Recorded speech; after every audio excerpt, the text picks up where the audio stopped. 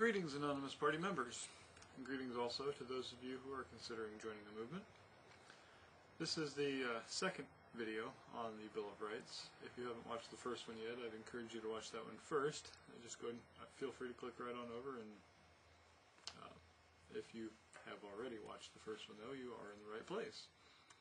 That being said, we'll just go ahead and launch right into them, starting with the Sixth Amendment. In all criminal prosecutions, the accused shall enjoy the right to a speedy and public trial by an impartial jury of the state and district wherein the crime shall have been committed, which district shall have been previously ascertained by law, and to be informed of the nature and cause of the accusation, to be confronted with the witness against him, to have compulsory process for obtaining witnesses in his favor, and to have the assistance of counsel for his defense. Now, this one is a little long, kind of like the Fifth Amendment was, but it's basically all protecting your rights when you are accused of a crime. Whether you're guilty or not, you should have the right to all of these, all of the things outlined in this amendment. It says, you shall enjoy the right to a speedy and public trial. That means that it should take place fairly soon after the crime was committed, not years later like what is actually happening in some cases. And speedy also means that it should go by fairly quickly. You shouldn't be in court, today and tomorrow and every day for the next 8 months, like what seems to happen with some of these very public trials. Some of these cases lately have been taken way longer than they really should have. O.J. Simpson back in the 90s, the Trayvon Martin case just this past summer. There have been several others that, regardless of which side you were on those particular cases, they should have been a lot quicker. Now, I understand that there are different things to go over, but there's no real reason why all of this information has to take months to explain to a jury. I mean, being a juror should not be a full-time job for 6 months, especially if you've only got one case. There's no good reason for it. It should be, a couple, in the worst of cases, it shouldn't take more than about 2 weeks, in my opinion. But I'm not a lawyer. I don't have a whole lot of experience in law. I have been to court a few times. It's always small claims court, and always as the plaintiff, but I just don't really see any good reason why it should take 8 months or more in some of these cases to actually get through them. It does not seem in any way, shape, or form to be a speedy trial. Now, the public part, those were extremely public, in fact, possibly even too public, but it does require it to be a public trial. And I have less of an issue with how public they were than how speedy. Continuing on, though, by an impartial jury of the state and district where the crime shall have been committed. That means that the people who are on that jury panel should be from the state and city where the crime was committed. That means that if someone came to your town and you committed a crime against them, then the people in that town will know who you are, and they will know how good of a person you are. There will be, I guess it's not always completely possible for them to be completely impartial, but if any of the people in that jury have some personal vendetta against you, if you have committed a crime, even a small one, against any of them, or if you owe them money or anything like that, then they shouldn't be allowed to serve on that panel, because that may influence their decision-making process and make them just assume automatically that you're guilty. And it may or may not be, it's not exactly a fair way to determine whether or not a person is guilty just because they have done something else wrong at some other point. So that's really all that's saying, is where the jury should come from. It also says that the district shall have been previously ascertained by law. So if this crime was committed outside of a city, then it would still be within the county as the district. So whatever county courthouse, you would go there. And so the people who would be on that jury panel would just be from that county, or any city in that county, or just from places that are not actually in the city in that county. But it says previously ascertained by law.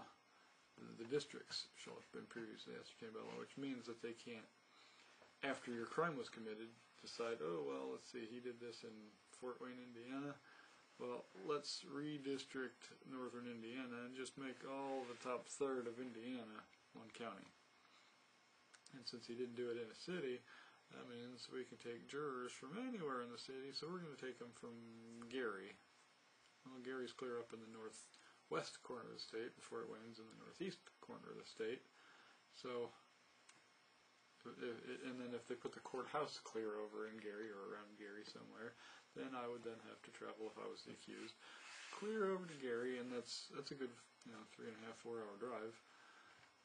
So it's not fair to redistrict things just to make it a pain in my butt when I'm accused of a crime, regardless of whether or not I'm guilty of it. So I don't really see that as ever really being much of an issue. Pretty much everybody already knows what the counties are. That's really only going to be an issue when the counties and the states and the cities are still kind of being outlined.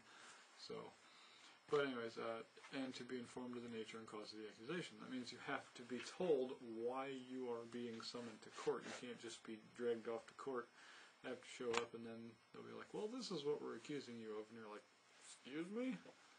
I have no idea what you're talking about. Because that could feasibly happen.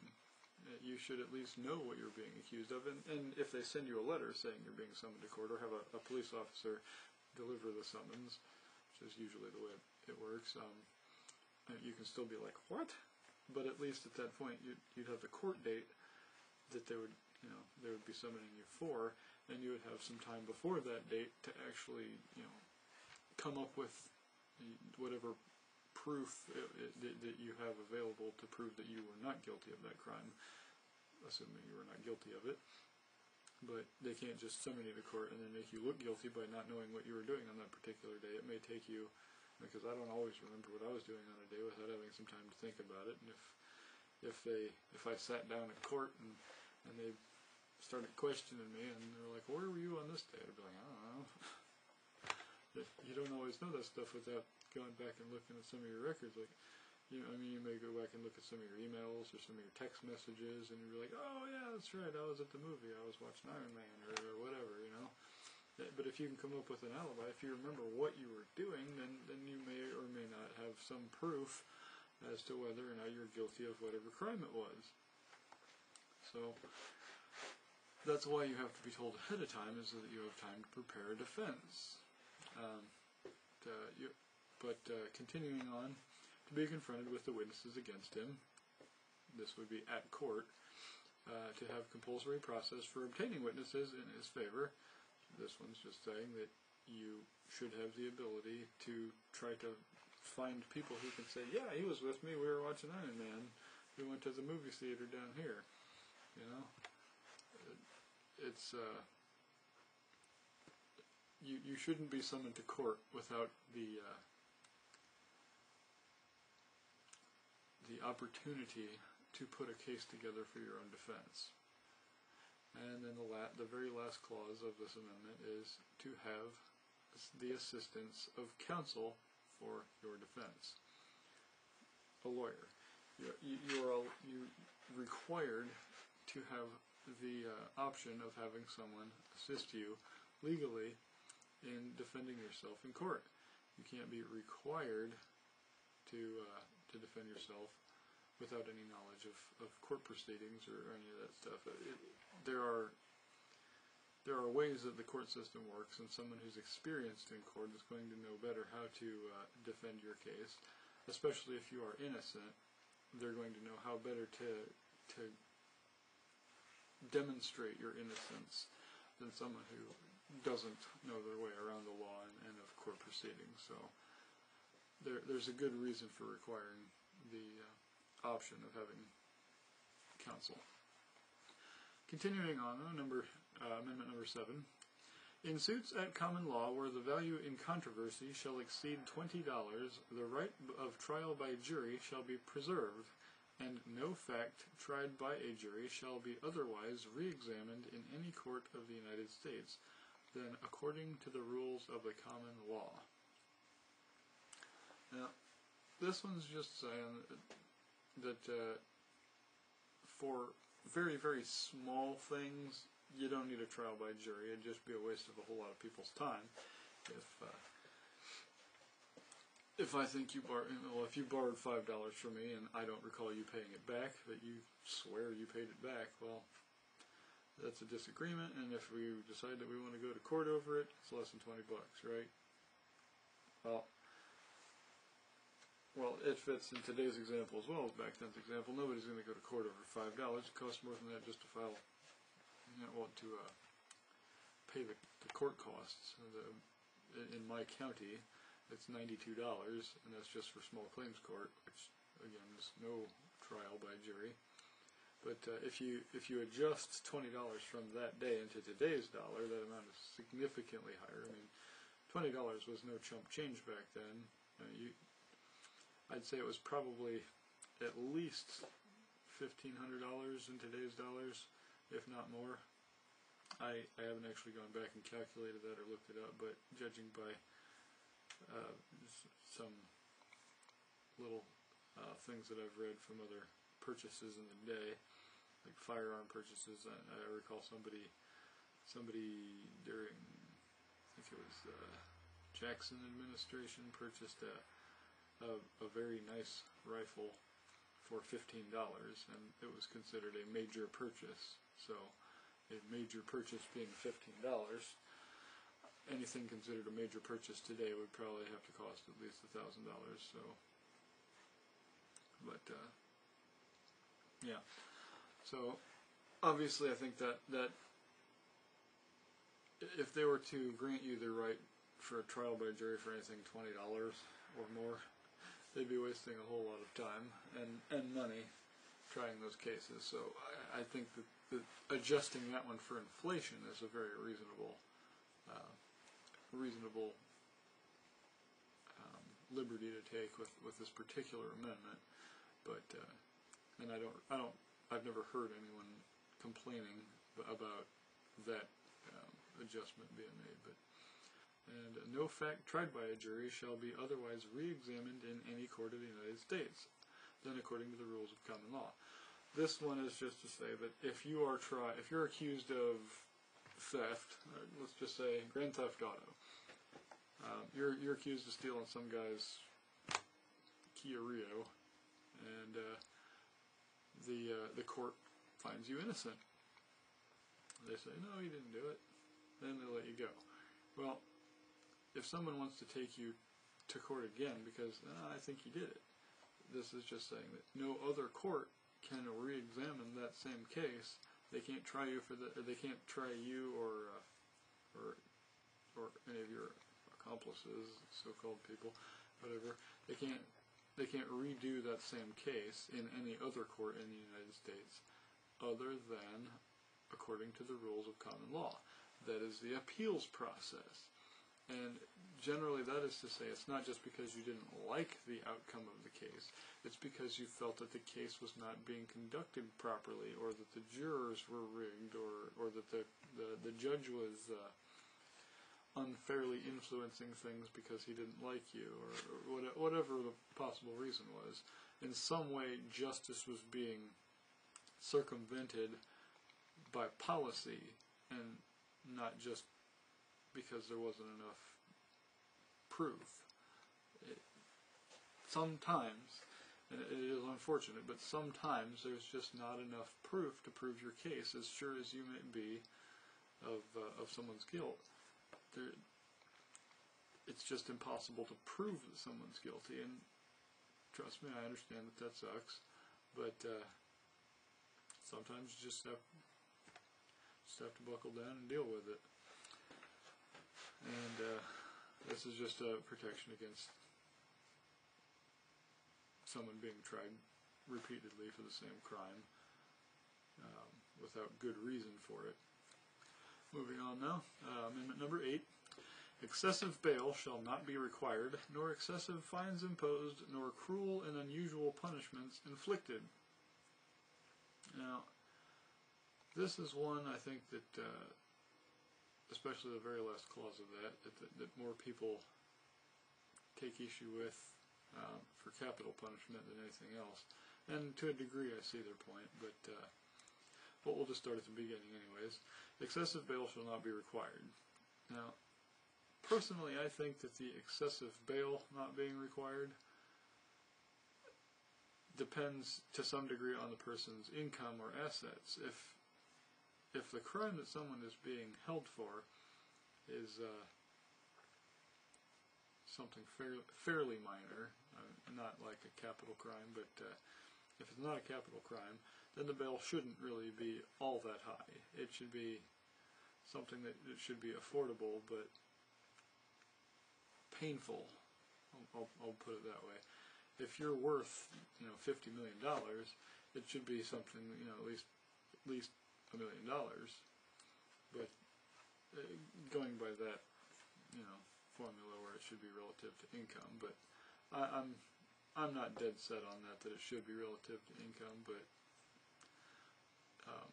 excessive bail for someone with my income, which I make less than $50,000 a year, so excessive bail for me, $1 million would definitely be excessive. If it's a capital crime, then so long as they have probable cause, and that's why I'm being accused of it, then yes, they can issue a bail that I might find excessive, but even in those cases, I don't really think that the bail should exceed a certain amount. But if I were to flee, and I think that's why they do it, then that's why they put the high bails, is just to keep people from getting out of jail and running away because they don't want to be sentenced to death. The next statement is nor excessive fines imposed. That's like for speeding, they didn't really have speed limits back then because horses could only run so fast. They may have had restrictions on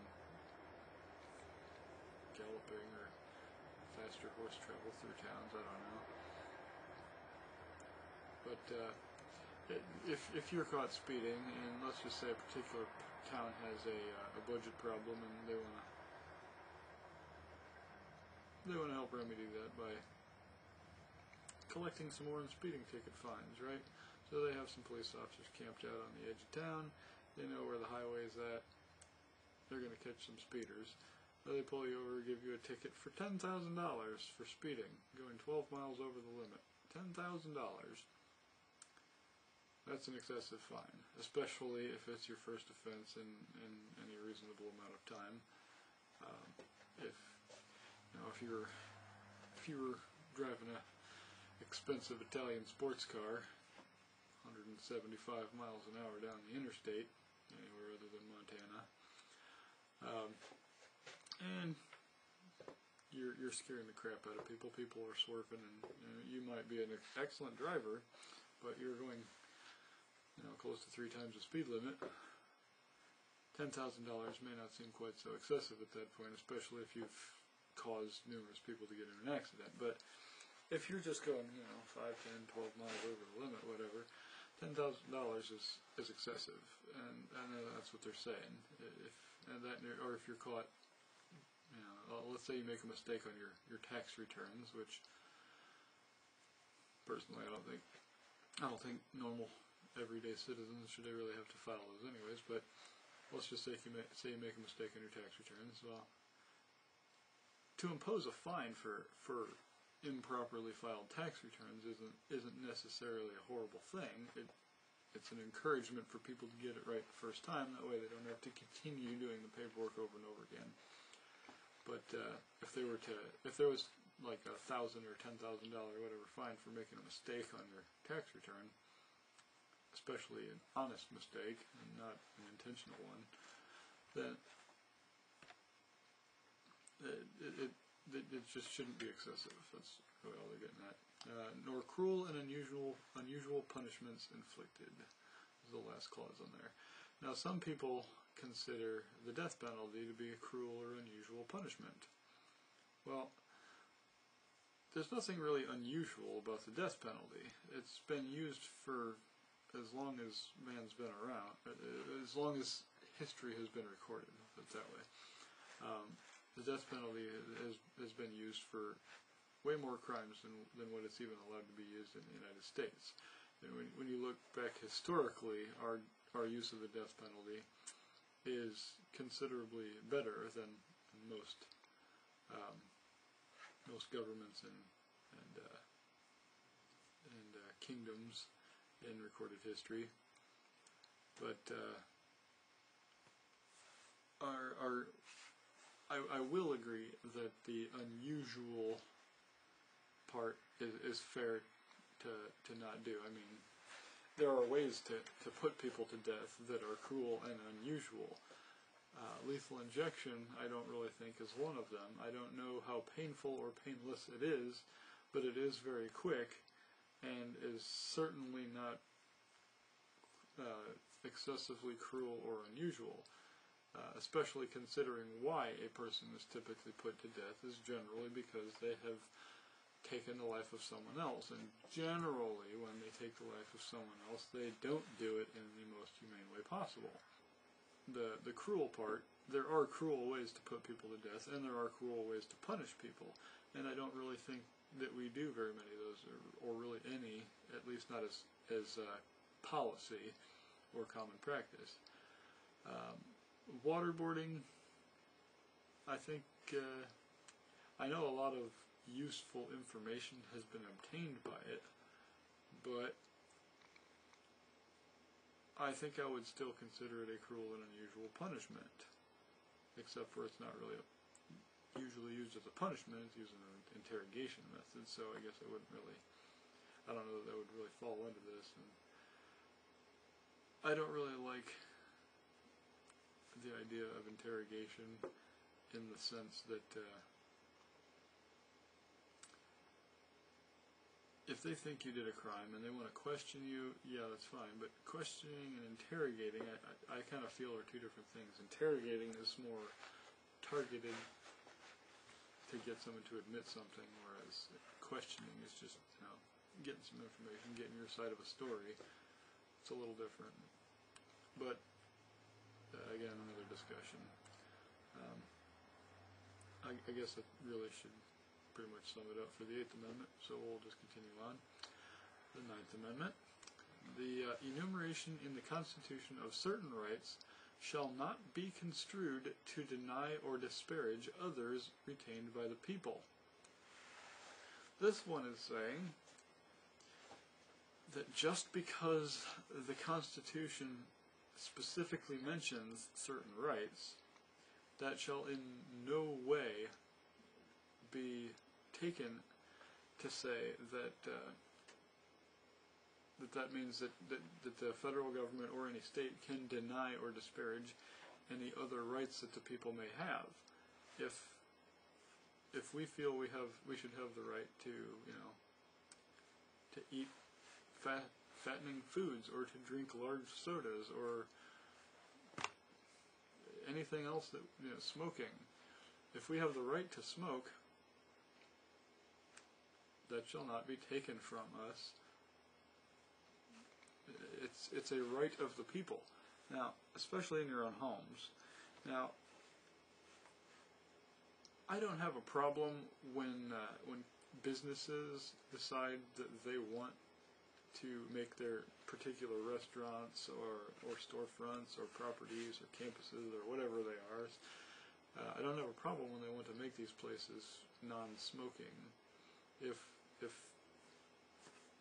a restaurant decides that they want to make their entire restaurant a non-smoking restaurant, they should have every right to do so, and so long as they put up signs or at least let all of their customers know, hey, there's no smoking in here. They shouldn't be throwing people out for doing so in the restaurant.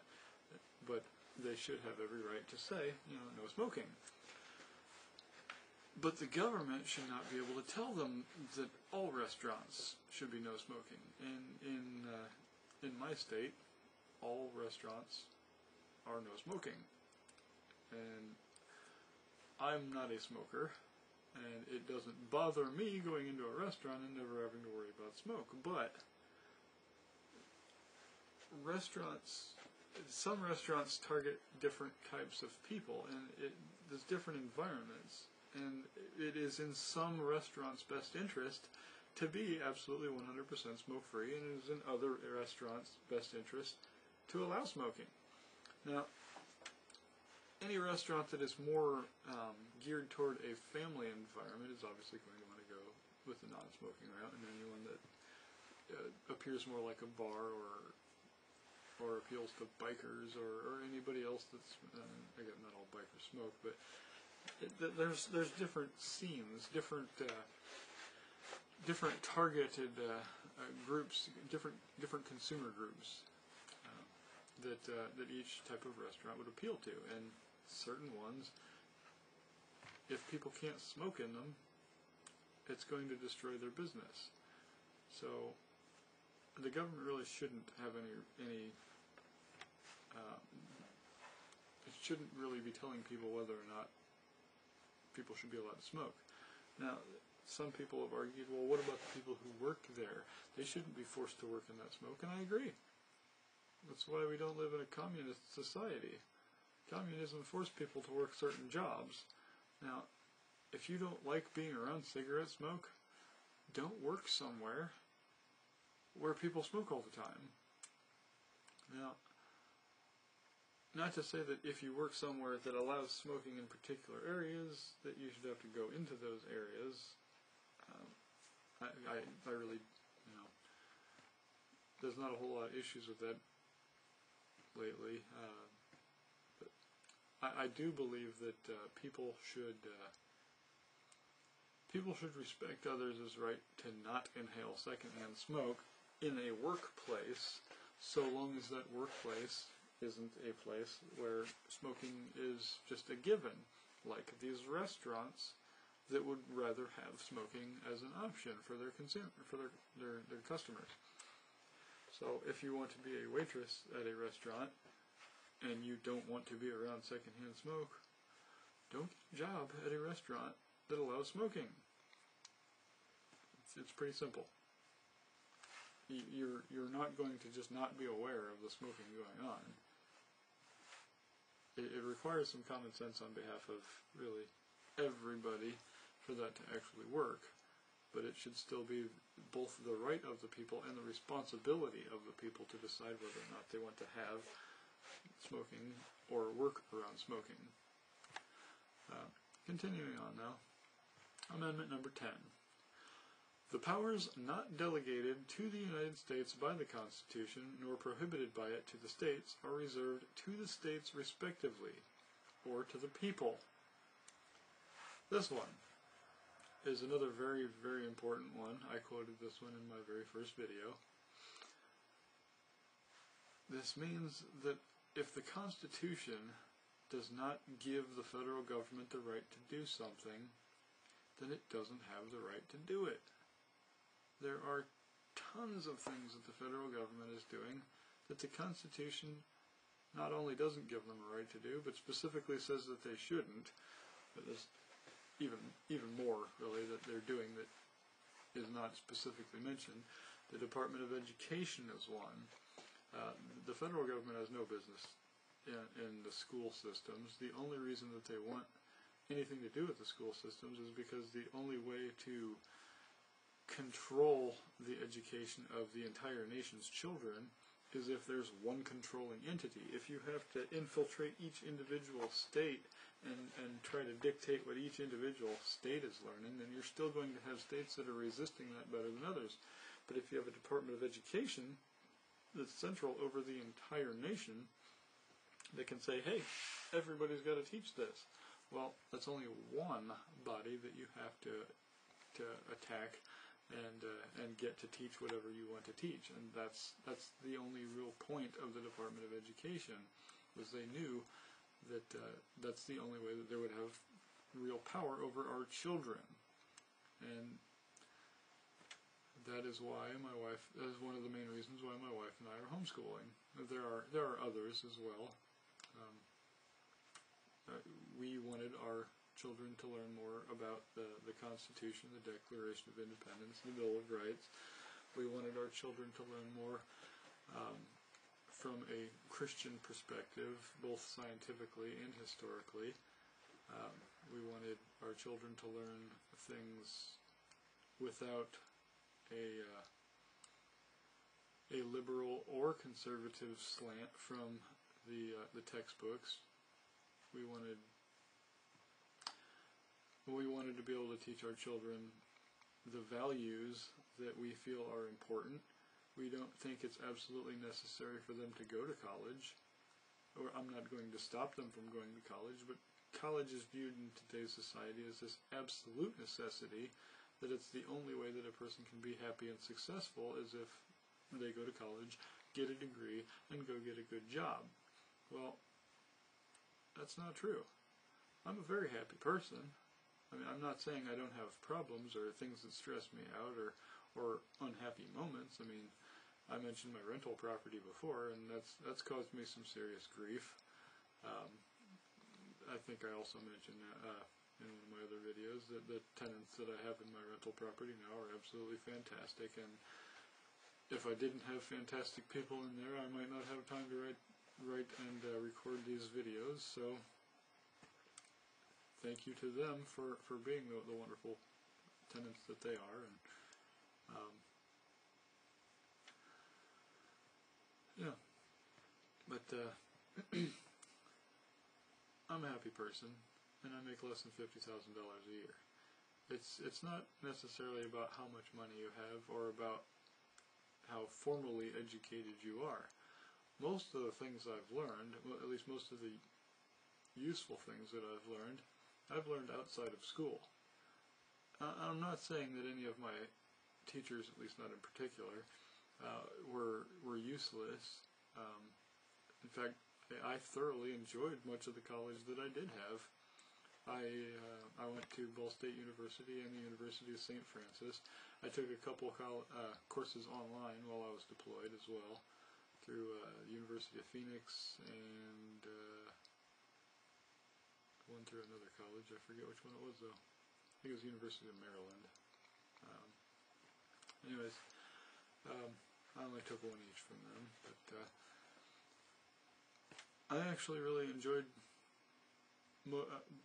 just about all my classes at St. Francis. Both of the 2 online classes I took, and a good number of the ones at Ball State. There were a few at Ball State that I definitely did not enjoy, but not all of those were because of the professor. A couple of them were, but some of the classes I ended up taking over when I got to St. Francis, and I enjoyed some of the ones at St. Francis that I hated at Ball State. So those ones, I think it was either the professor or the way that that particular course was designed at that university. So the second half of the 10th Amendment, though, I got a little off track there. I apologize. The second half of the 10th Amendment, though, says, nor prohibited by it to the states. If the Constitution doesn't prohibit the delegation of something to the states, then that right is reserved for the states. So the Constitution does, in a few cases, specify things that the states cannot do. So if the Constitution says that the states aren't allowed to do it either, then they're not. The one thing that immediately comes to mind is taxing imports and exports from within that state to another state. The state of Indiana can't tax things going into or coming out of Ohio. The Constitution specifically disallows that. So that's what that one's saying. But any of those powers that are not prohibited or delegated to or from the states are reserved to the states, respectively, or to the people. So going back to education, though, because I was kind of already on that, since education is not specifically mentioned in the in the Constitution or even any of the amendments, period, not even the ones after the Bill of Rights, since that power is not granted to the federal government anywhere, and not denied to the states anywhere either, that means it is reserved to the states. So if there is going to be state-funded education systems or government-funded education systems, then they should be controlled at the state level, not above the state level. The federal government has no business in the education system. So it's saying that's reserved to the states respectively or to the people. Now, I don't believe that the states should be allowed to require students to go to those schools, though.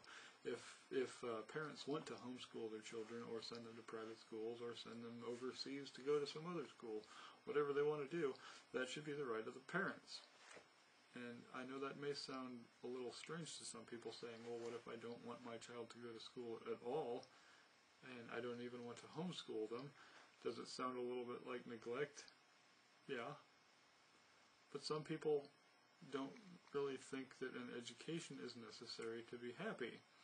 And while I do agree to a large degree, I think that,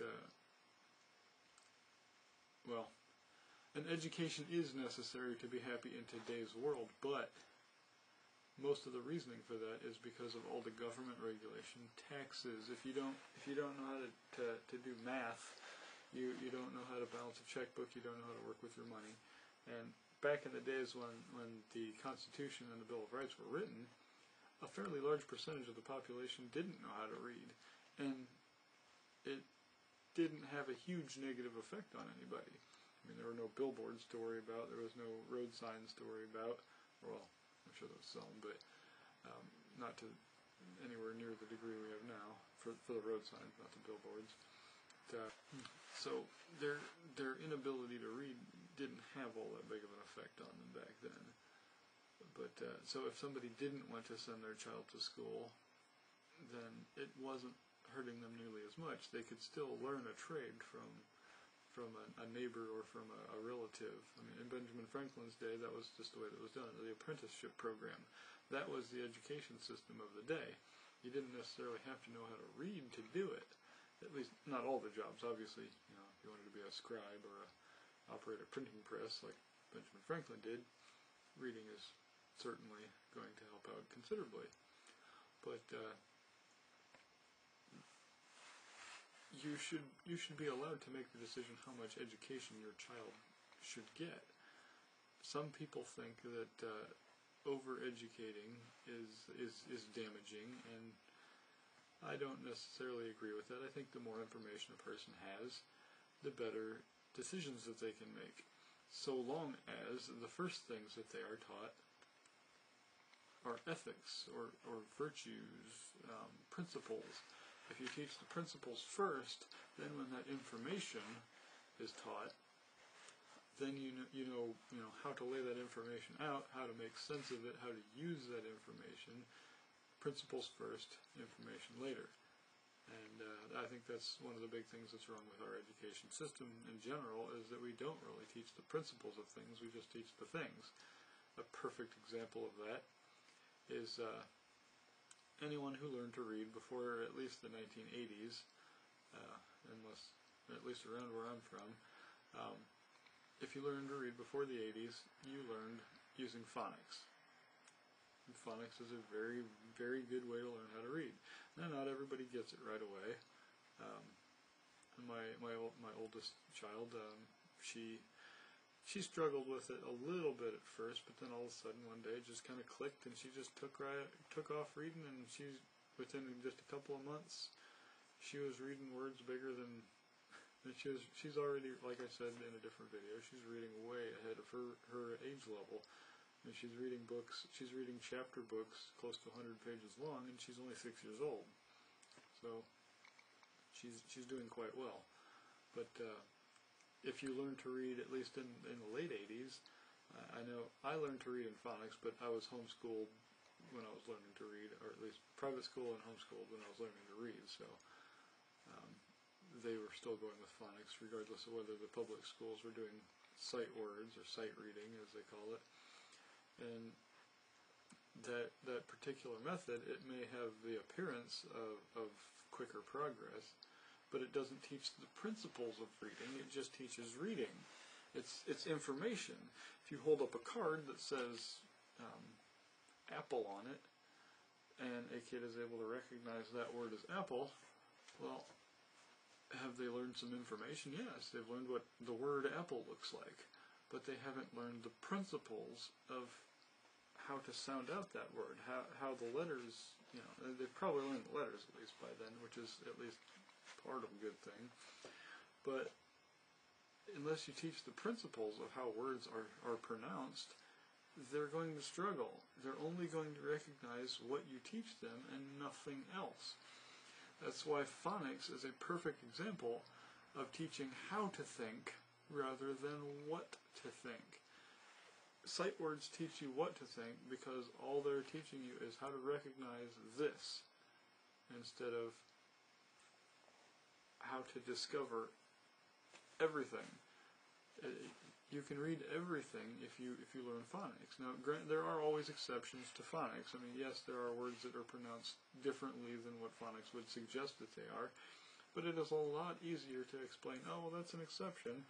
It's pronounced this way. And my daughter does that all the time. She'll read using phonics, and we'll have to correct her pronunciation on stuff, but she gets it. And most of the time, she remembers the correct pronunciation of whatever word it was the next time. So that's... I kind of went into a very lengthy one on the Department of Education, my problems with it, but that's one of the reasons why I think that the Department of Education needs to be ended. And all power for that return to the states. Some states are using sight words, and some states would still rather use phonics. And you obviously already know which side of that issue I'm on, but that should be for the states to decide, and for the people of that state to decide. If the people want their particular state, they're like, we want our kids to learn to read using phonics, not sight words, then the people should be allowed to do that. So, but that pretty much wraps it up, though. I mean, I really didn't need to go into that long spiel for the 10th Amendment. It was a good example, but that's pretty much it. I guess until next time, thank you all for watching my videos, and the next video should be coming out. I'm going to aim for February 1st or 2nd, somewhere in there, tentatively. If you haven't voted on which topic you'd like me to discuss next, get to it quick. I'll probably start it right after Christmas, so I'll go ahead and let the poll run through Christmas, maybe a day or two longer. If the poll is still accepting votes, then I'm pretty sure I know how to shut them off. So if the poll's still accepting votes, then more than likely I haven't actually started working on the next one yet. So feel free to cast your votes. That's on the website, www.anonymousparty.org. The reason that I'm doing this, though, is because I want to put out videos based on whatever the people who are watching and supporting me so far want to know about, because those are the areas that they've probably already themselves put the most amount of thought into. And therefore, if they do have any ideas or modifications to my ideas, I can get those now as opposed to later, and remake videos or make new videos with changes. And because sometimes people will suggest an idea, and as soon as you hear the idea, it's like, well, holy cow, why did I not think about that? It's just so obviously simple.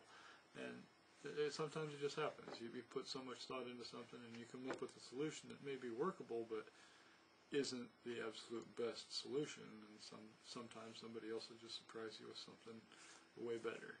And I don't expect every single issue that I have to have somebody else have a solution that's way better than what I've come up with.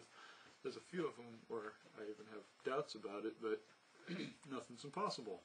So if you've got ideas, if you want to vote on them, and additionally, if you want to also throw out an idea in the forum somewhere, please feel free. If you've got an idea on whatever topic it is that you'd like me to talk about, please.